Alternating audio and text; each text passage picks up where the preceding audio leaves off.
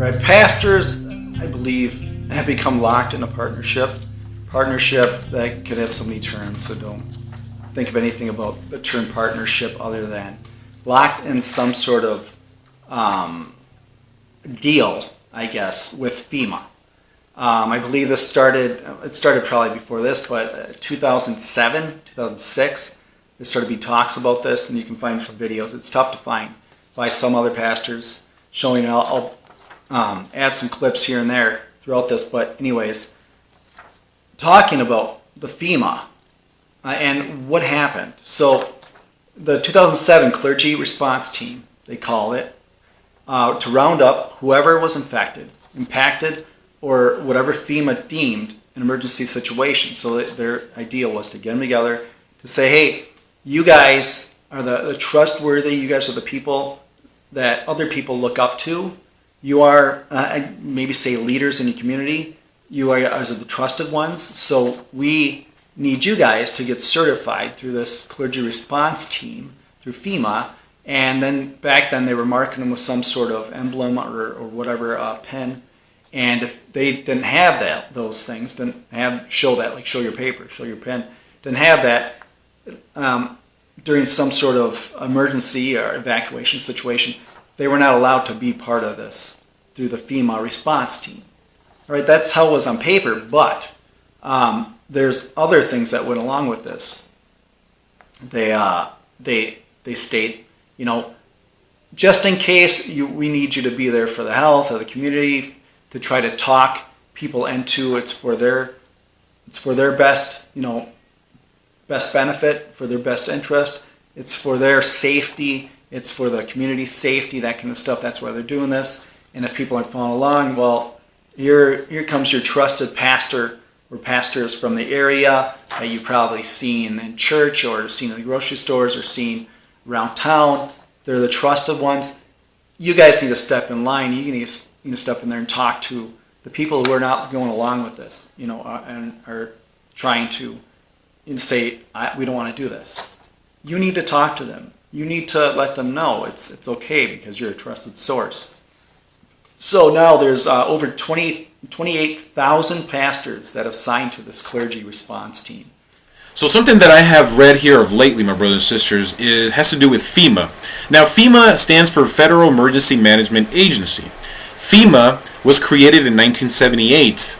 It was signed as an executive order by President Jimmy Carter in order for whenever there is a situation involving a natural catastrophe, such as we saw in the year 2005 with Hurricane Katrina in Louisiana and New Orleans, FEMA, which is a government agency, they would go and aid these individuals that were basically victims of any natural catastrophe.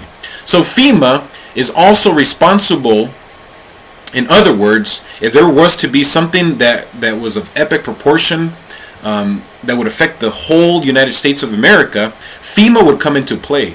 They would be responsible to coordinate martial law. Now, martial law is where the U.S. Constitution would be completely suspended, and it would give the executive branch, especially the executive branch, complete authority. They would become like dictators.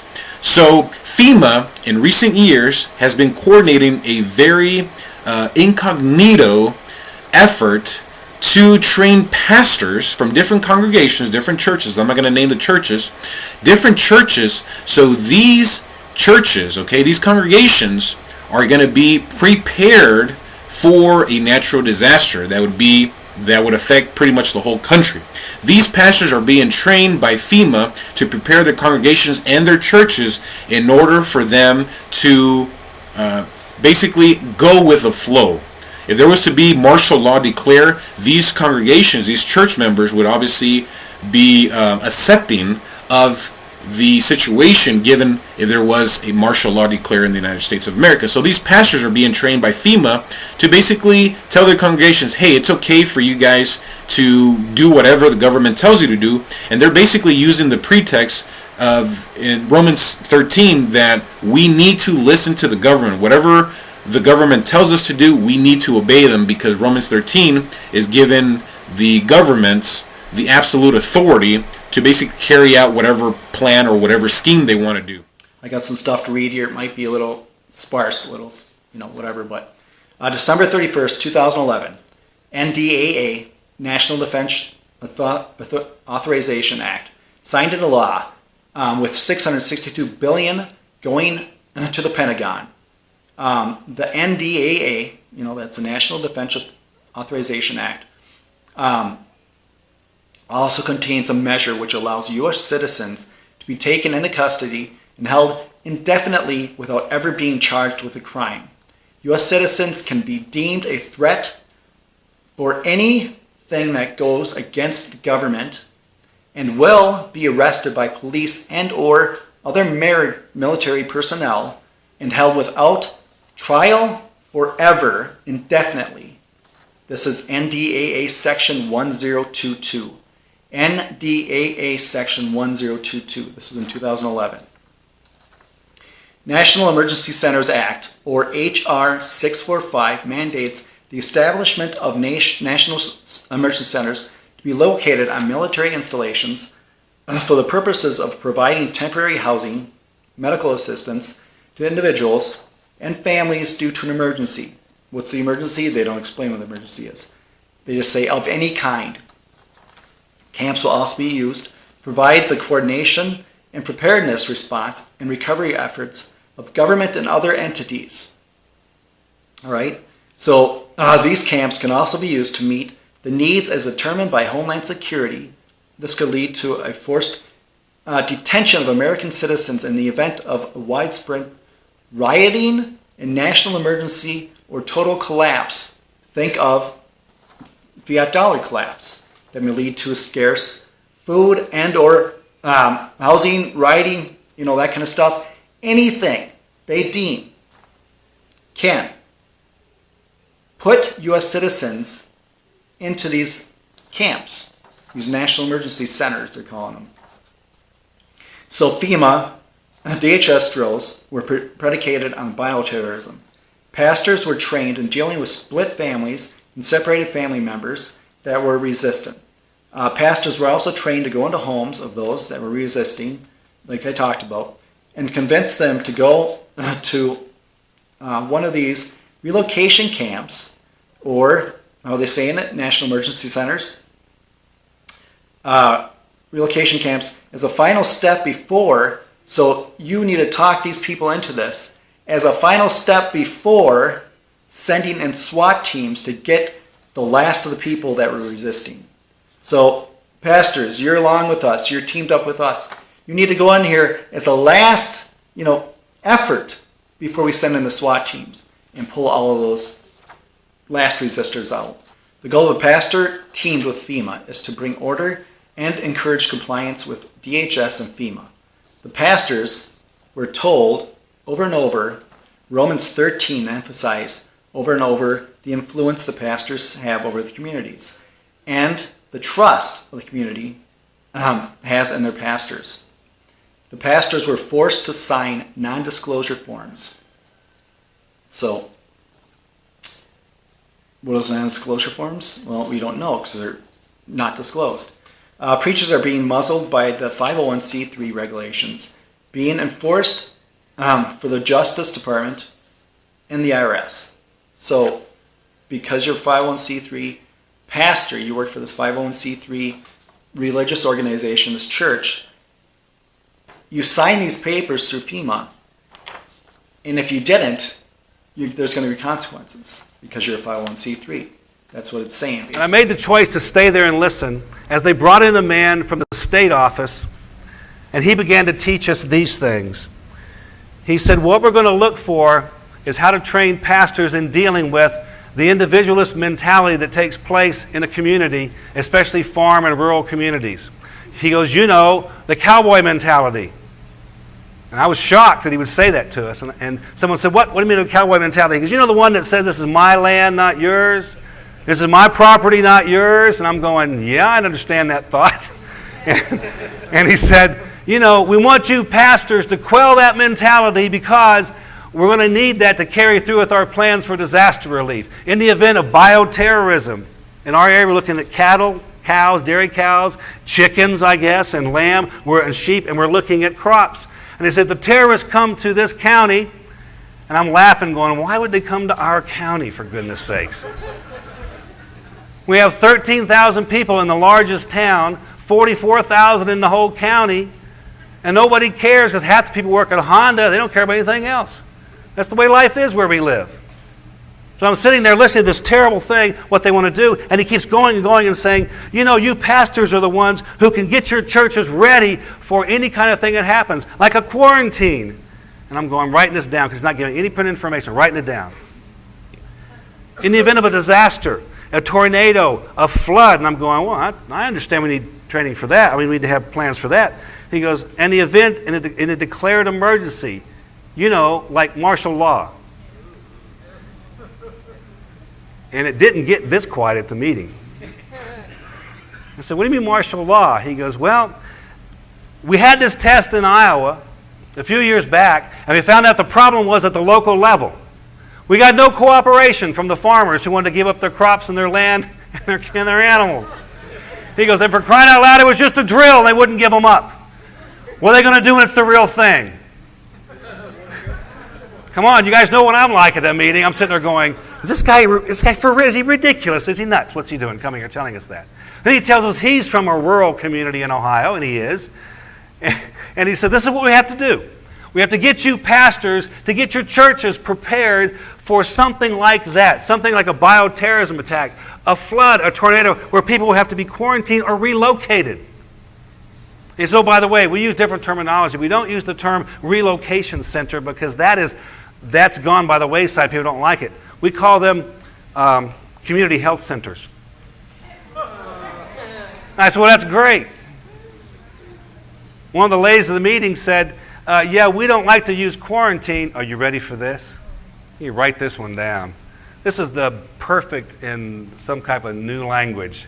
When I was on the left, I thought I heard the stuff from them. These guys are terrific.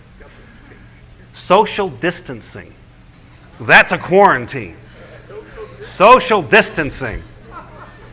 Don't you love that one? So I'm listening to this stuff and I'm going to go nuts. I'll never get back on the air again because I'm about ready to jump up on the table. And he says, we want you pastors to begin preparing your congregations. He goes, you know, that scripture, Romans 13, obey your government. So they used the Romans 13. I just want to go over this quickly, whether people are aware or not, but Romans 13 is used a lot. So I got a couple versions here. I got Romans 13 by the New King James Version.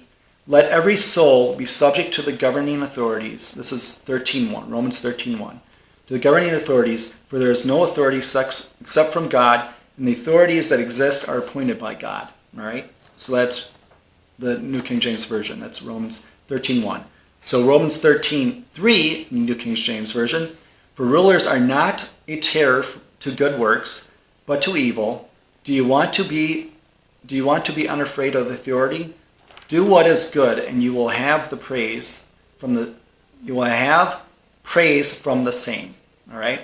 So I'm going here, and if you look in the Geneva Bible, that's a Bible that's way before New King James Version Bibles. This is Romans 13:1, Geneva Bible, 1560, dated of 1560.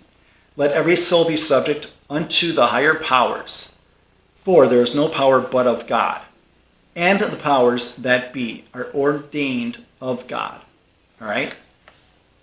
And then Romans 13:3 says, this is from Geneva Bible, 1560, for princes are not to be feared for good works, but for evil. Wilt thou then be without fear of the power? Do well, so shall thou have praise of the same. All right, that might be a little confusing, but what I take from this is that the New King James Version took that out of here. It stems more so that the Bible says to obey the governing authorities, and the Bible says you need to because it's brought down from God. And then you look into the 1560, the Geneva, that doesn't say it in so many words. It actually, as a matter of fact, says less. It says the opposite on Romans 13:3. And then you even do further research, and I don't have any of this here, the other versions that are after the King James Version, they even are even harder. They're even worse. They even say more about government and how you need to step in line with government. You need to follow government's orders, that kind of stuff. I mean, it says nothing. I mean, the King James has governing authorities here, but the Geneva Bible says nothing about governing at all. And why is that? Why are they pushing Romans 13 to these pastors, for these FEMA, camps, I'll call them? Because people trust them. And if they hear, well, it's Romans 13, and they have the newest and latest, and I'm talking with the last couple hundred years, versions of these scriptures, these Bibles, well, my opinion, I could be absolutely wrong and not know what I'm talking about. You don't have to watch this or agree. But things have been changed. Things have been changed from the Geneva Bible to the King James Version, and things were changed even before the Geneva Bible. And this is 1560 we're talking. Not tremendously, but just little by little. Sort of like the commonality of the thing you hear all the time, the boiling of a frog. Same thing. It just slowly, it's a nudge, it's a push. And then it's a little shove here and there, then it's another nudge and a push. Just like everything. I mean, that's how people's power, their spending power, their wealth is gone, evaporated by a slow change, a slow nudge, a gentle nudge, another nudge, a push at times, and then a shove, and then another nudge, and that's what happens. And the pastors of America are the ones that ought to be shouting and screaming the loudest, freedom! Freedom! We ought to be telling the truth about what's going on. But today, in many cases, it's the pastors and pulpits of America that are parroting the government line. The FEMA pastors. You say, I don't know if I really think that that's real, that whole, FEMA pastors. And, I know personally of big mega church pastors that I've known who have said they were contacted and literally brought to the White House and sat down in a meeting with George W. Bush and given their marching orders for what to preach and what they needed to say and what they needed to do. I could tell you, I know it for a fact. You may not think that that's going on. But you know what? They're not stupid. They know that the preachers of America and the pastors of churches have the ear of millions and millions and millions of people across this land. And they have corrupted the pastors of America. They have turned them into government prostitutes of propaganda across the land. It's true. They are hirelings. And I'm going to tell you something. They literally, I'm sure that some of them are just ignorant and maybe their heart's in the right place, but that stupid television has just brainwashed them, or maybe they just don't have time to read this book because they're too busy reading some, feel-good book from the Christian bookstore that's going to tell them about God instead of reading the Holy Bible and figuring out what's really going on. Come on, read the Bible. How many times? The whole book of Acts is people getting thrown in jail and breaking out of jail. That's the whole book. Almost every chapter somebody's going to jail. All throughout the Old Testament, they're fighting against wickedness, and they're fighting against tyranny and oppression. And they're being enslaved because of their unrighteousness, and they're losing freedom. So I'm saying this, you need to look into this stuff. I do what you want, but I feel, I needed to look into this, and other people around me. I highly suggest they look into this stuff. And if you're concerned at all, I think you need to ask yourself why in 2006 or 2007 were the pastors starting to, be adapted or be coerced or be approached by FEMA and the government to do this, to set this in place. And some of these videos have talked about, some of the stuff that they propagandized a couple years ago with this whole pandemic stuff. And this was 2006, 2007. So I have nothing more to say this. I will try to put the full links to these videos below. not just some of the clips, and just watch them. I think it's essential that people get this information, because once this is happening, once this is in place, it might be too late. As a matter of fact, it's probably going to be too late. So, like everything, if you're not, alert, if you're not helping yourself, no one else is going to help you. And the people that offer to help are usually the ones you don't want to help. But anyways, I thank you for watching this. If you like this, like, share, subscribe, all that.